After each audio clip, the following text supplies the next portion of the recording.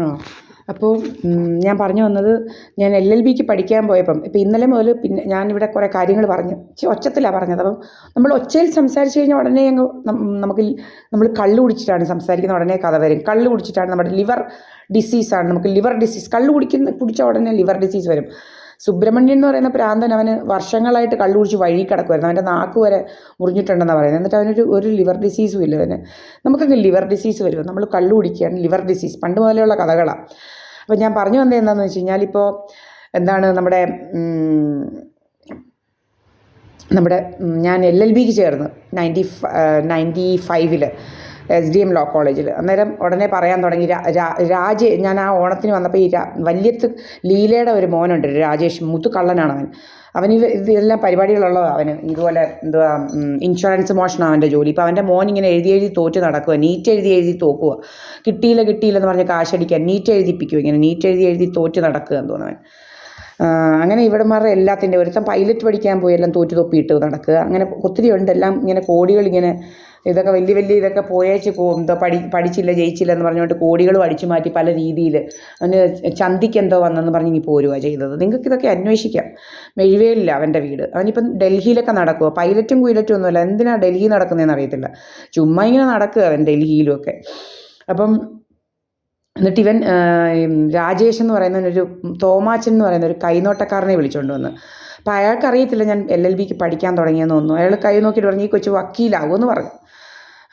അപ്പം ഇവൻ എന്തിനാണ് ഇപ്പോൾ ആരെങ്കിലും പഠിക്കാൻ പോയ ഉടനെ നമ്മൾ ഡിഗ്രിക്ക് പഠിക്കാൻ പോയി അല്ലെ ഇന്നതാകുമോ എന്ന് ആരെങ്കിലും ചോദിക്കാനോ കൈ നോക്കാനോ ആരെങ്കിലും വിളിച്ചുകൊണ്ട് വരും. അപ്പം വിളിച്ചുകൊണ്ട് വന്നതാണ് അവനെ. അങ്ങനെ ഏറ്റവും അവസാനം എന്ത് പറ്റിയെന്ന് പറഞ്ഞു കഴിഞ്ഞാൽ, അപ്പം എന്തിനാണെന്ന് വെച്ച് കഴിഞ്ഞാൽ, നമ്മൾ വക്കീൽ പഠിക്കാൻ പോയി, വക്കീലായില്ലെങ്കിൽ ഇവന് വലിയ വൻ തുകയടിക്കാൻ, ഇതുപോലെ വക്കീൽ പഠിക്കാൻ പോയി വക്കീലായില്ല. അത് ഇപ്പം നമ്മുടെ പുറകിൽ ഇങ്ങനെ നടക്കുക, ഇങ്ങനെ പല രീതിയിൽ നമ്മളെ വെച്ച് കാശടിക്കാൻ നടക്കുക ഈ ക്രിമിനൽസ്. ഇവൻ ഈ വല്യത്തെ ക്രിമിനലുകൾ കുറേ എണ്ണം ഉണ്ട്. ഇവന്മാർ ഇങ്ങ് നടപ്പാ ജോലി നമ്മുടെ പുറകിന്. വല്യത്തൊരു ജലജയും കുറേ അവന്മാരും ഇവള്. അതുപോലെ എൻ്റെ കുഞ്ഞിൻ്റെത് മാളു ജനിച്ചു കഴിഞ്ഞപ്പം മാളവിക D എന്ന് പേരിട്ട്, ന്യൂമറോളജി പ്രകാരം മാളവിക D എന്നേ പേരിടാവൂന്ന് പറഞ്ഞുകൊണ്ട് ന്യൂമറോളജി പ്രകാരമല്ല ഇട്ടേച്ച്. അപ്പം ഞാൻ പറഞ്ഞല്ലോ, ഇവക്ക് പ്രീതായസ് പണിക്കറിനും ബിജു പിക്കും കൂടെ പൊറുക്കാനായിരുന്നു. എന്നെ അങ്ങ് വകവരുത്തി വെച്ച്, ചേട്ടത്തിയെ വകവരുത്തി വെച്ചപ്പം ചേട്ടത്തി ചത്തുപോയതുകൊണ്ട് അനിയത്തി അങ്ങ് കെട്ടിയെന്ന് വരുത്തി ഇവക്ക് എല്ലാം കൂടെ വെച്ചങ്ങ് പൊറുക്കാമെന്ന് ഇവൾ വിചാരിച്ചത്. പക്ഷെ നടന്നില്ല. 17 വർഷം നടന്നില്ല. ഇപ്പം എനിക്ക് മാളു ജനിച്ച അന്നേരം പേരിടുവാണ് മാളവിക D. ന്യൂമറോളജി പ്രകാരം DA ഇടാവും. അതുപോലെ അവളുടെ രണ്ടാമത്തെ കൊച്ചുണ്ടായപ്പോഴും ഇതുപോലെ തന്നെ വർണിക ശ്രീ എന്നേ ഇടാവൂ, അല്ലാതെ ഇനീഷ്യലൊന്നും. അപ്പം മറ്റേ കൊച്ചിൻ്റെ പേരിൻ്റെ മുന്നിൽ മുരളി എന്നുണ്ട്, അതില്ല ഈ കൊച്ചിന്. അങ്ങനെ ഇതുപോലെ തന്നെ ന്യൂമറോളജി പ്രകാരം വർണിക ശ്രീ എന്നിടത്. എനിക്ക് തോന്നുന്നു ഈ കൊച്ചി ഇവൻ്റെ എങ്ങാണായിരിക്കും ബിജു പിയുടേത്.